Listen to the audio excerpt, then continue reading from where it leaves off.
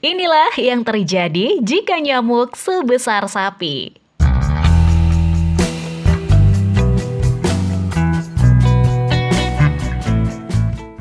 Bayangkan, suatu hari Anda sedang berjalan di taman, menikmati sinar matahari dan udara segar. Tiba-tiba, Anda mendengar suara dengungan yang sangat keras. Suara itu semakin mendekat, dan saat Anda menoleh, mata Anda terbelalak melihat seekor nyamuk sebesar sapi terbang di atas kepala Anda. Seolah-olah pemandangan dari film fiksi ilmiah.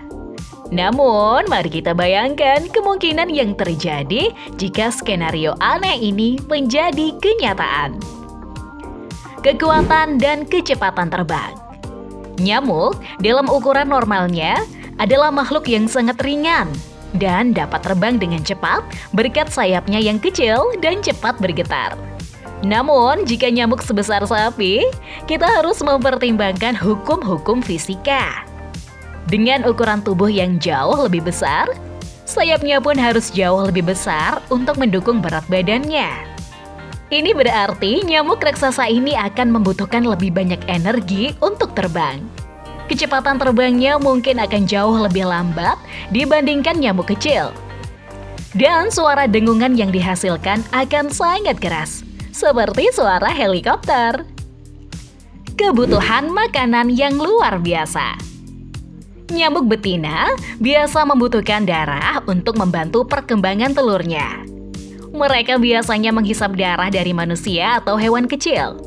Bayangkan jika seekor nyamuk sebesar sapi membutuhkan jumlah darah yang sebanding dengan ukuran tubuhnya. Ini berarti nyamuk tersebut mungkin akan membutuhkan darah dari beberapa ekor sapi. Atau bahkan manusia dalam jumlah besar untuk memenuhi kebutuhannya.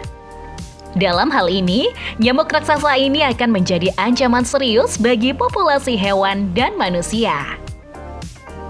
Dampak ekologis. Kehadiran nyamuk sebesar sapi akan mengubah ekosistem secara drastis. Nyamuk biasa memiliki banyak predator alami seperti laba-laba, burung, dan kelelawar. Namun, nyamuk raksasa akan memiliki sedikit atau bahkan tidak ada predator alami yang mampu mengatasinya.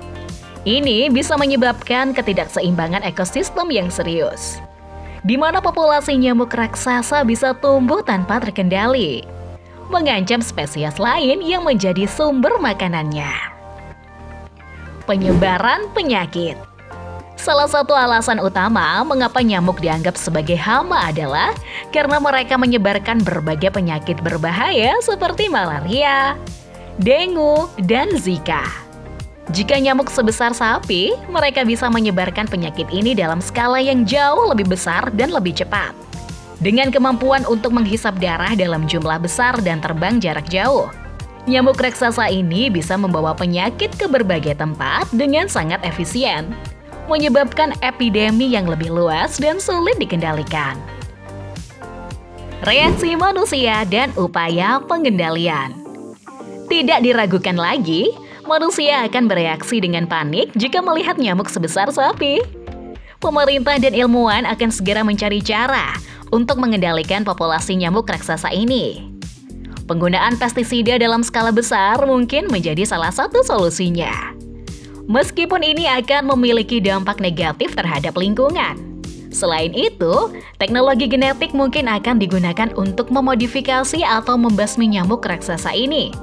Namun, ini akan membutuhkan waktu dan penelitian yang mendalam. Adaptasi manusia. Dalam jangka panjang, manusia mungkin harus beradaptasi dengan kehadiran nyamuk sebesar sapi. Ini bisa mencakup pembangunan tempat tinggal yang lebih aman dengan perlindungan ekstra terhadap nyamuk, penggunaan pakaian pelindung khusus, dan pengembangan teknologi untuk mendeteksi dan mengusir nyamuk raksasa.